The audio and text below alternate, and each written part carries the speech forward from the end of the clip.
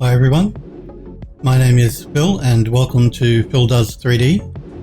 I'm a multimedia and 3D artist and I stream on Twitch weekdays from 5 PM Pacific time in the US, 12 PM in Australia and 1 AM in the UK. And that's on Monday, Tuesday, Wednesday on US time. Alright, let's get to it. Yesterday we were working on doing normal mapping for this model here, just in case anyone hadn't seen what we've been working on. It's a garden terrace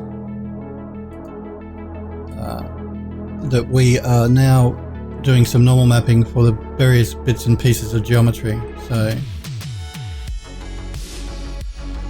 we exported bits and pieces. These are all unattached at the moment. And we're bringing them into Knald, K-N-A-L-D, to do some normal mapping on. So that's what we're going to continue with today. Remember guys, if you've got any questions for me, feel free to pop into chat and ask me. I'll do my best to answer. It doesn't have to be with regard to what I'm working on here. It can be any 3D related question. Yeah, if I'm able to answer any questions, I'm happy to. If you just want to pop into the chat and say hello, that's always cool. If you just want to watch, then that's completely fine as well. So let's jump into Knald. I'll toggle our 3D viewport here and load up our next diffuse color map for the model we're working on. So we're up to the large column. And it has 4 texture maps, so we'll be creating 4 different bitmaps. I like to load in the mesh so I can see exactly what it's going to look like as I'm working on it. Now, okay. So we have our mesh here and our normal map just here. Let's start adjusting our sliders so that we can get it to look the way we want. And again, while I'm doing this, I'm not really paying attention to the normal map here in the viewport. I'm looking at the model. That gives me a better indication of what's going on. Hey Lemonius, how are you? Get a good night's sleep? I'm going to pull the large details all the way down. The same with the extra large and the large. I'm going to bring them down because they're not really giving me anything in my on my model here in the normal map. Let's start playing with the medium here. The medium is going to start to give us what we want, but I don't want it too strong. Now the fine detail. And again, the fine detail, not too strong, but I'm starting to stair step these up as I go from medium to fine to extra fine. This is what you sculpted today, Lemonius. Okay, let me have a look.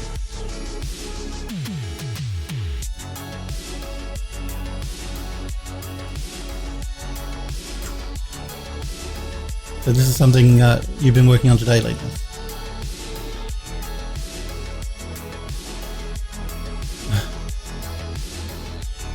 Okay, you're doing some hair, I'm assuming, here. A pixie, oh, okay. Is this from that concept art you showed me yesterday, that realistic anime type model that you were showing me, the elf? I'm assuming that's what you're starting to work on. She's looking quite nice. Hair is placeholder, okay, cool. Are you doing that elf model that you showed me the concept art for yesterday? That realistic anime elf concept art? Is that the model that you're working to? Or the concept art you're working to? Yeah, I thought so. It's gonna look cool. Great piece of concept art, and I have no doubt that you'll model it up to look excellent. Let's have a look here.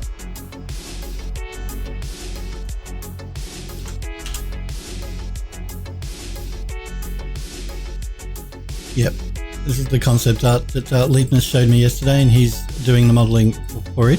Let's make it full screen here. I don't think I actually did that yesterday, so it gives us a much better look at the artwork. Yeah, she's a great looking model, and it'll make a really nice looking 3D model. With a little friend here. But yeah, no, beautiful concept art. You said that these are South Korean guys, I think you were saying, that do this concept work. And yeah, no, it's coming along, and you've only just started working on it, so, and remember, like guys, Lemonius is saying this is placeholder here, so I'm sure it will look wonderful, because like I said, all the concept art modelling you've done so far has been excellent, so, but I'm looking forward to seeing her in all her glory in a 3D model. You spent quite a bit of time on the face.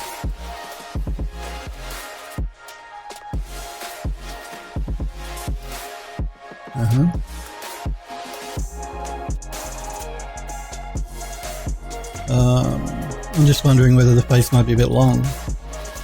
Maybe not. It could just be the angle I'm looking at here. I'm just looking at the distance from the top of her forehead here to the base of her chin. No, I guess that's right, because you got it on a slightly different angle. If we were looking direct on, it would probably match up better. But the lips are looking very nice. I see you've modelled in the ears. That's looking good. Like I said, I look forward to seeing it in model. It'll look great. Yeah, no, I thought I'm assuming the angle. Yeah, well, that's fine. And you've only just started modelling it, so I'm not going to.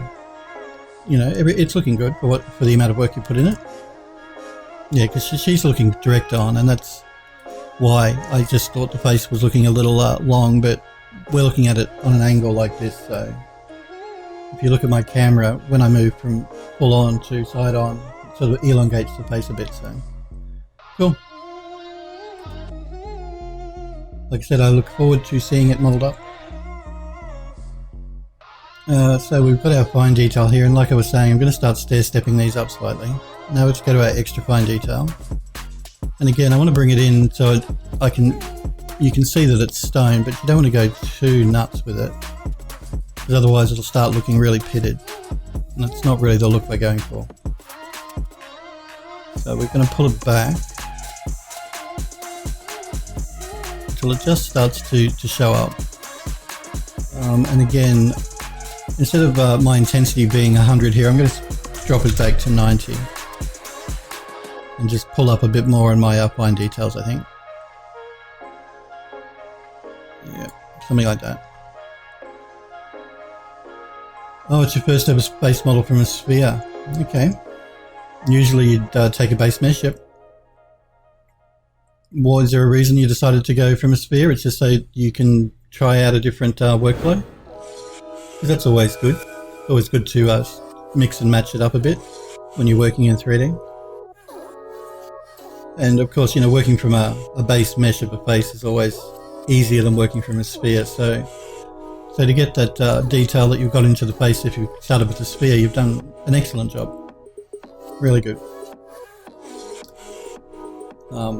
And like I said, generally people will start with a base mesh of a face, but doing it from a sphere and doing something a bit different is always good as well.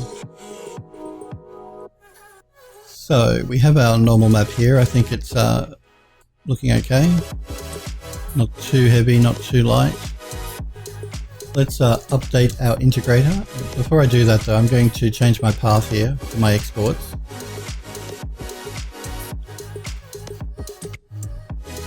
Large column. That's just so the program knows where I want it to put my exported files. Now I'm going to update the integrator, which is going to create a height map and an ambient occlusion map, which is what I'm exporting.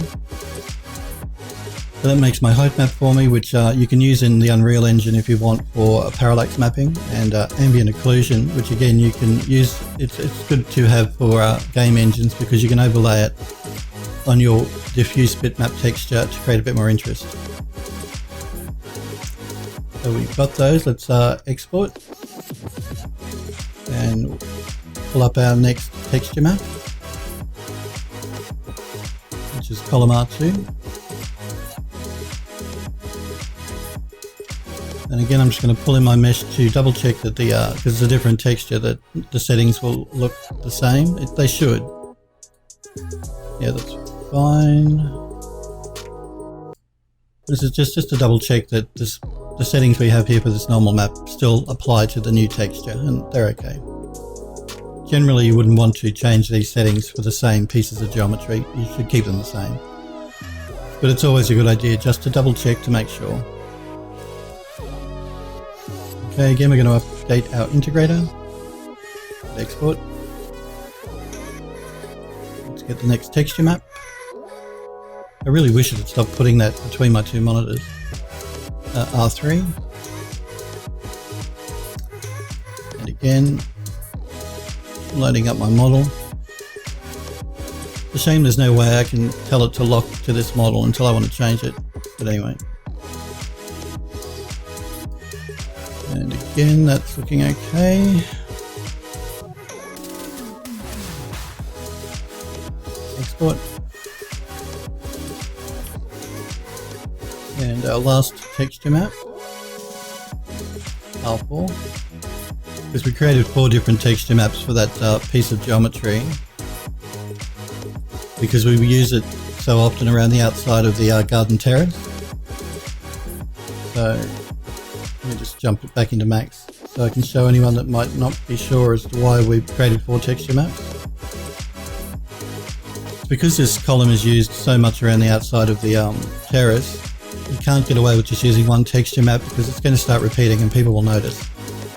If you create 4 texture maps and you start varying them and you rotate your column 180 degrees in places, people are never going to notice that you're repeating a texture, or the same 4 textures anyway. So, just to make the model look more unique without having to texture every column uniquely and individually. So, and this one's looking okay. Let's update our integrator and then we'll do an export. And we'll move on to the next piece of geometry.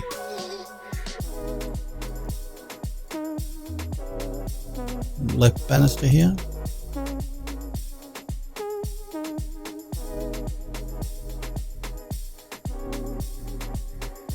Let's just load up our mesh. Alright. Let's see here. Again, I don't think these large details are really going to help us too much. I might pull it up just a bit.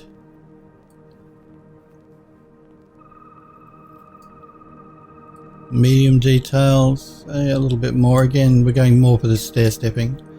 The finer the detail, the more of the normal map we want to bring in.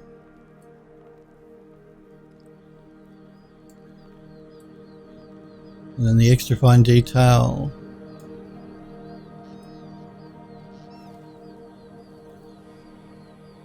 I think that should be good. Again, I'm leaving my intensity at 90, and I'll do that for most pieces of the geometry.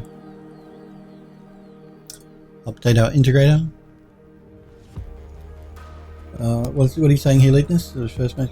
Usually you'd use a base mesh, and you wanted to do something, so you took a sphere and started modeling. Yeah, well, like I said, it's always good to mix up your workflow a little bit. You never know, it may be a better way for you to work if you change things around a bit. And it's always good experience as well to try different things in your modeling. So, yep, fully support that. Generally, when you find a workflow that you like, you can stick to it, but it never hurts to mix and match, mix it up a bit. Okay, we've updated our integrator. So we have our ambient occlusion and our height map. I'm not saving out the derivative concavity or convexity maps or curvature. If you think it'd be useful, you can save those out as well. I mean, the program does create them for you. They're just not necessary for what I'm going to be doing. And the ambient occlusion and the height map, when I start doing a render in view of that garden terrace, they're not going to be used. I'm really only using the normal map. But I want the height and ambient occlusion for Unreal, if I bring it into the Unreal Engine. Let's export though. I think I may have forgotten to change my path. Yeah, I think I did.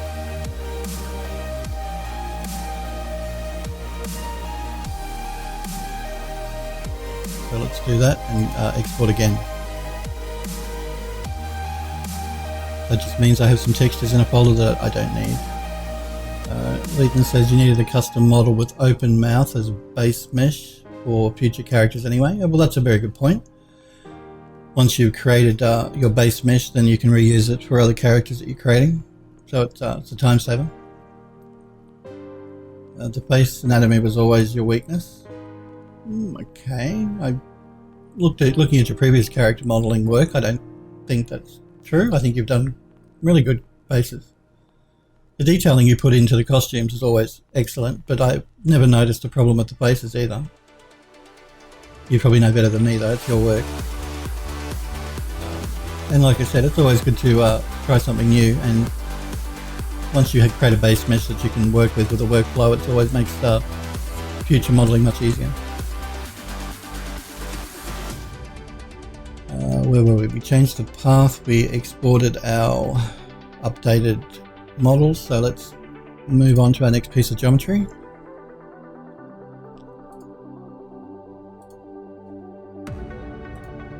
These are these short squat meshes that are sitting underneath of the lights. So it's these ones here that we're doing now. And again, I used one texture here, and I just rotated the mesh 180 degrees so that we're looking at the opposite side, so you never know that we're using the same texture.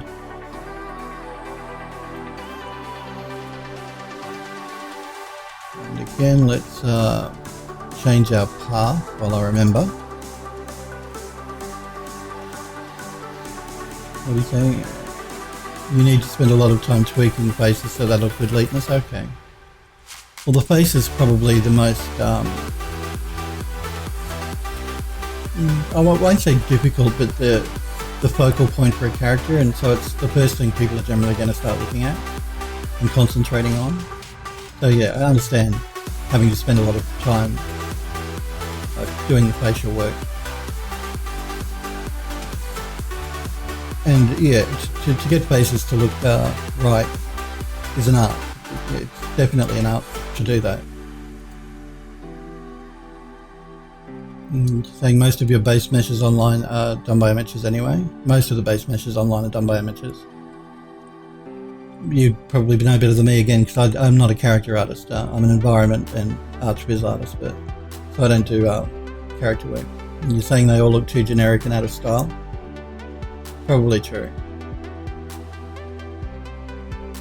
Although I have seen a lot of great sculpts on ZBrush Central, so they're not base meshes though, they're final sculpts. But you are probably right, they probably are all a bit generic that a lot of people do. Because again, you've got to put a lot of work into modelling up a face to look natural and real. Okay, so we set our path. Let's start playing with our sliders here for the normal map. This one will benefit a little bit more from the larger details here. That's due mainly to the texture that's using. Not too much though.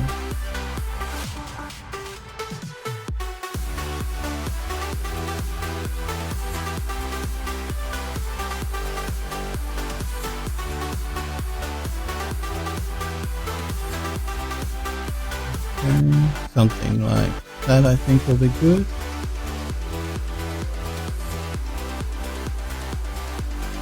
That should work for us. Let's update our integrator. Just check our height and ambient occlusion. And again, as I was saying, you can, if you're using nulled, you can adjust these settings for your ambient occlusion to make it as dark or as light as you want. I generally find though that 100% works pretty well. So let's export that. Move on to our next piece of geometry. Lower stair border left.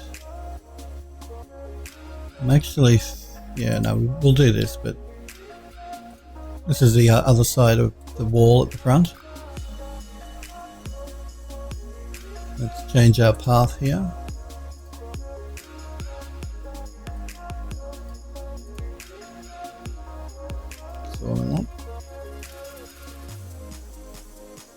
And again, let's start playing with our normal map settings here. Yeah, again, this one's not going to benefit so much from the large texture details. Maybe a little bit from the medium texture details.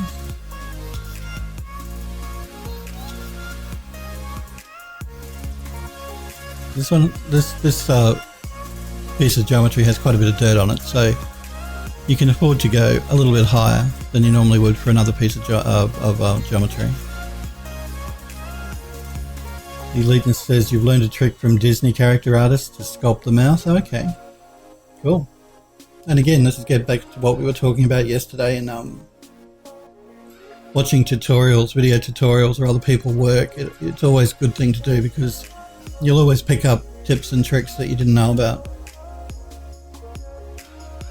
You're saying that this is Disney guy opens them first so that it's way easier to sculpt. That would make sense. You're talking about the top and the bottom lip, so he opens the mouth up so he can sculpt them much more easily. That makes sense. But again, like I was saying, it's always good to watch video tutorials regardless of what your experience level is, whether you're beginner or expert. You can always pick up a lot of useful information and help that way. So let's just double check that we changed our, we changed our border path. And then you're saying you just put the teeth in and make sure the lips have them. Cool. Yeah, like I said, that makes sense to actually open the mouth up before you start sculpting the lips, and then to push them back in towards the teeth once they're done. Cool. Let's update our integrator here. That all looks fine. Let's do an export and move on to our next piece of geometry. And you see it's quite a fast workflow working with Null this way. Once you've exported your pieces of geometry from the model that you want to normal map, it doesn't take very long to create these normal maps from your diffuse texture. This is lower step border right. Actually, just let me jump back for a minute. I want to check that there aren't two textures. No, there's not. Okay. So we obviously created one texture for the left-hand side, and created two textures that we varied then for the right-hand side.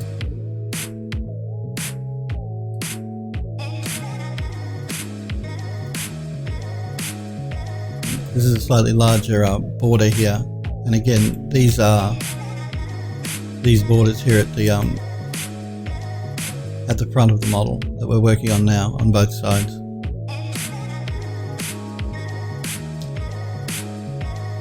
And you're saying you're not copying his workflow, you just took an idea of opening the mouth and doing your own thing. Well, again, like I was saying, that's still a good reason to watch other people's work, because you can, even if you don't use their technique 100%, it gives you an idea of how you can adopt it and mold it to your technique, change things up a bit. I'm not saying when you're watching video tutorials, do everything they do verbatim.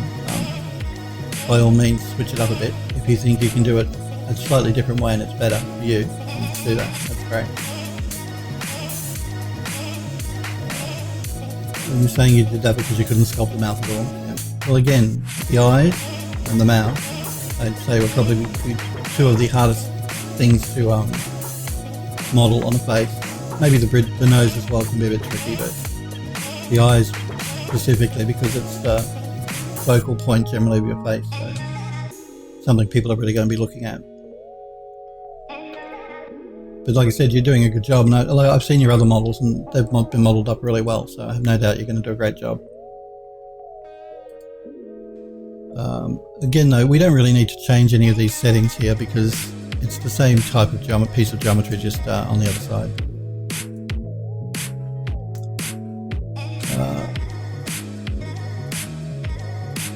Nose, mouth and eyes, Eliteness is saying, yeah, that would have been nose, mouth and eyes. That would have been my guess. It's for the most difficult parts of the face to model up, and the part that is really going to be noticed the most by people. Well, again, I guess it makes sense, like the thing right in the middle of your face, so But again, I'm not a character artist, I don't do character modeling. The closest I get to a character is that little robot you see, my little egg bot or robo egg that opens up. That's the only animation and modeling type thing I do. I don't do any human characters. I probably should do some work there, but as I've been saying, I like to specialize in an area. I don't want to learn something that is a different job to what I do specifically. And I'm an environment and architecture visualization artist, so they have character artists at the studio, they don't need me. Let's make sure our export path here is right. You're saying the overall shape of the face is super complex. I imagine things like cheekbones as well could be important to get right for the overall shape of your face, and the chin as well. Stair border left. What am I working on? I think I'm working on the right here. Oh, no. Lower stair border left. That looks fine. Let's update the integrator and do an export, and we'll find out whether we've put them in the right folder soon enough.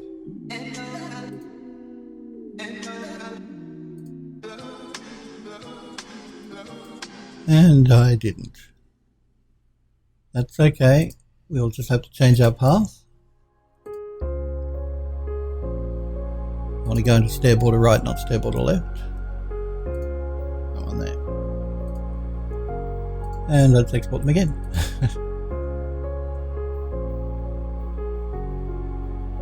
The cheekbone actually creates 4 planes. Okay, I didn't know that. So it creates 4 planes. Okay, that's interesting to know. Cool. We have 2 texture maps for this piece of geometry, so let's load up the other one. And again, we're just going to double check it on our mesh to make sure that it looks right. And it does. It's the same path, so we can just do a straight export. What's this link for, Leetness? Here's a reference image you're using, okay.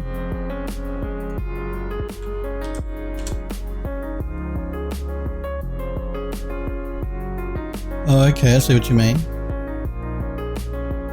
Right. So you have a plane here, one back here, and then one at the top.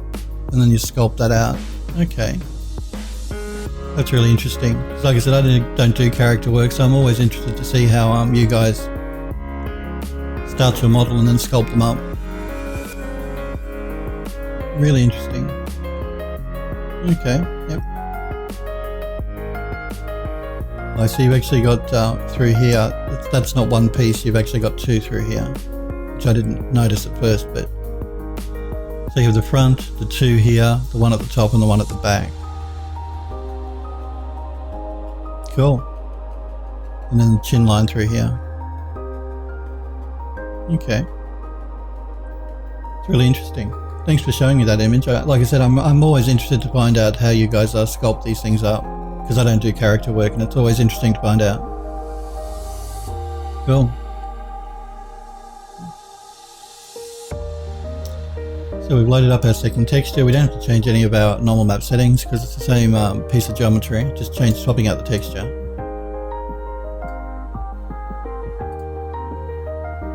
I didn't update the integrator, so it didn't export, but it only exported my normal map. Remember, if you want to export your height map or any of these other maps like your concavity or convexity transmission, you must update the integrator. I'll just do an export again. Because if you don't do that, then the only map you're going to get is the normal map. If that's the only map you're interested in, then by all means you don't have to update the integrator, but like I said, particularly for any of you guys that are doing game models, you really should be saving out a height map and an ambient occlusion map at least, as well as your normal. Let's move on to our next piece of geometry. So we have a normal and occlusion for both of those. Wondering why it's not saving out my height map. It's because I have my height map turned off. That's really annoying.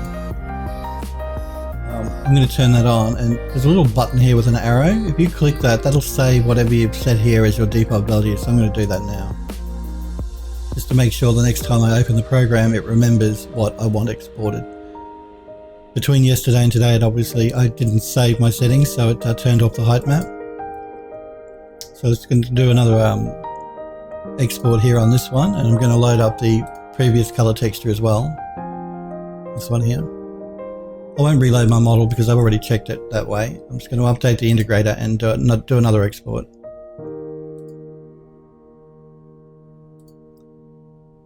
And now we should have our height map, normal map and occlusion map for both of those pieces of textures. Well, so we've got 6 to match the 2. I may have to go back though and do these ones as well. Yeah, again, we've gotten to... It has. I forgot to save my height map out, so I'm just going to do that.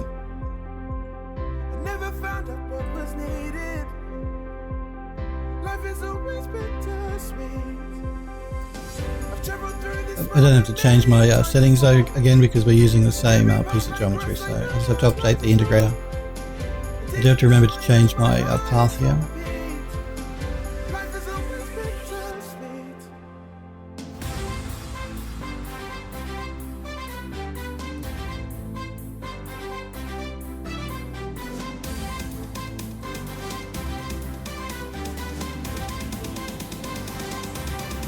And we'll do an export.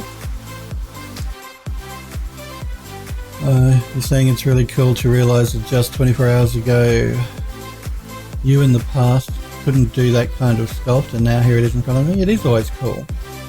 Yeah, that's one of the things I really love about doing 3D work. The fact that you're learning something new and you're learning a skill that can create something, so you have it in front of you to see, not some abstract skill or mathematical skill or even a programming skill. I'm not saying that they're all skills, but you're actually creating something physical, virtually physical, that you can look at, and that's always a cool thing. That's the other reason I really admire animators, because they can bring an object to life, and that to me is one of the coolest things you could ever do. Take a static character and to animate it and to bring that thing to life. It's just mega cool, really cool. So I always really admire that in animators. I admire all 3D work, no matter what they do, whether it's concept artists doing great concept work, character artists creating great characters, environment artists creating beautiful environments. They're all equally important and they're all equally impressive. It's just that fact of bringing an animator bringing something to life is something really special, I think. Yeah, it always gives me a buzz when I see that. When I see that static character animated to life. Great. Well, I can see why animators enjoy their job too. Let's have a look here. We have our left. We've done our updated integrator. We did our export. We only have the one texture. We have our normal, occlusion and height. These two are from a separate model. I exported them into the wrong folder, so I'll delete those later.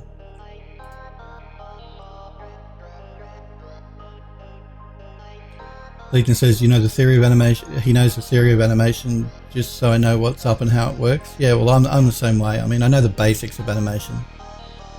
In architectural visualization, pardon me, generally you have to populate a scene with characters, and if it's an animated fly-through of the building or the surrounding of the building, you've got you need characters that can walk around. So I've looked at that side of things, but I've not actually physically taken a still character, and I've actually, as part of when I was a technical artist in a game studio, I did a lot of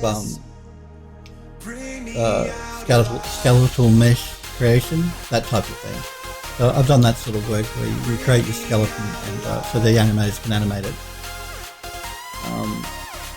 I did a lot of that work in Max actually, because you can set up in Max scripts to actually put sliders and things on the screen, so it's like a mini a mini control panel like this so that the animator then has an easier time of adjusting things quickly.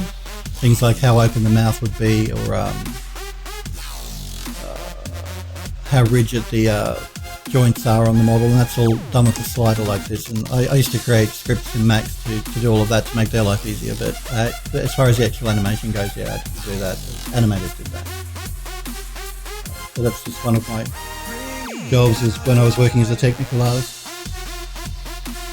And it was fun, but again, it's a lot of programming, technical art, and I prefer to do artwork and create my models and textures as opposed to helping the art team create theirs.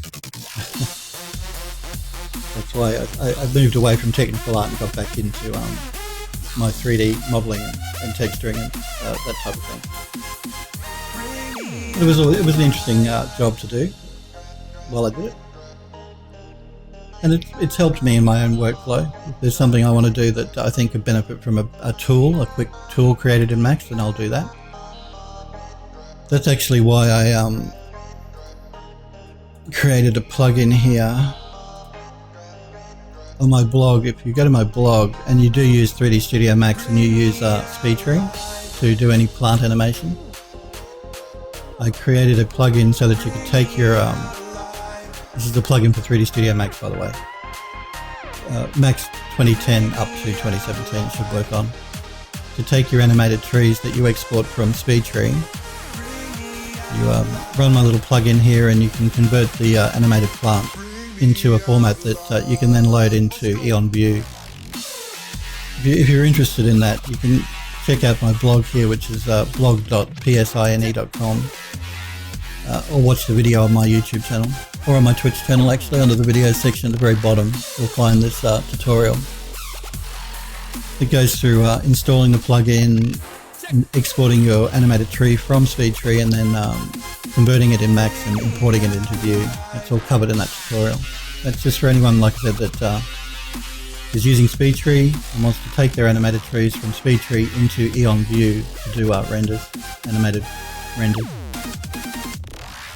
Not so much of a problem with the later versions of View, because you can export as FBX now, animated FBX. You never could do that previous to previous to version.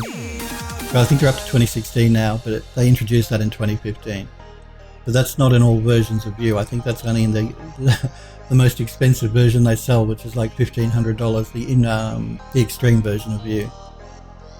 And they have tiers, so they have like a starter artist version, and then a producer version, and then an infinite version, and their extreme version is the one that's the most expensive. So the price ranges down, and I believe the lower tiered ones you can't export FBX. So this plugin is probably still useful for you guys that use 3D Studio Max and use SpeedTree and want to take your animated plants into Eon View. I do use Eon View, but I do use the infinite version, so I haven't used my plugin for a year or so. But like I said, even with the latest versions, unless you're using the very top of the infinite tree, View's top of the line software, you're not going to be able to export as FBX, so the plugin will still come in useful for you guys. What it basically does is it takes what do they call it? It takes the animated point cloud from that SpeedTree saves with its animated plants. That's how it animates your mesh. It creates a point cloud, an animated point cloud, and that's what you export with your model. But View can't read animated point cloud, so this plugin converts that animated point cloud into animated vertex, which View can read. So just a bit of a background there as to what it does. But like I said, you can find that on my blog, and if you're not sure, just go to PhilDoes3D.com, and my blog link is just there, so you should be able to find it that way. Alright, now where am I? I'm on my left side. Let me just open up my files here, because I've gotten a bit lost as to where I am. I've got a bit sidetracked.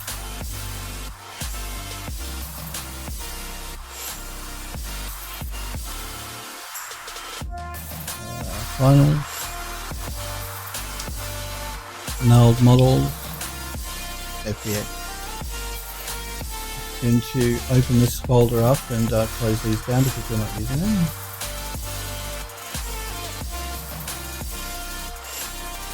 And let me see what's going on here. I just want to check where I forgot to start saving out the height mapper.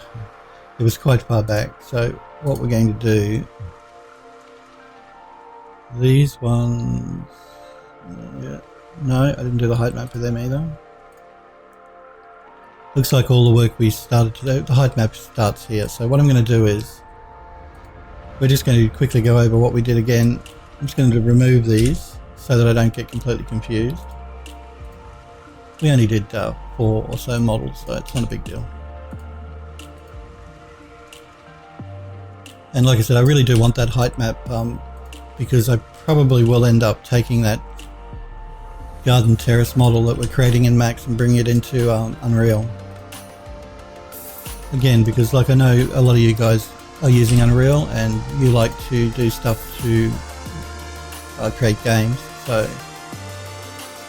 the workflow that we're using here to take this model into Eon View and do beauty renders is completely different to the workflow that we will be using to take this model into the Unreal Engine to create an environment there, or to actually even bring the model in.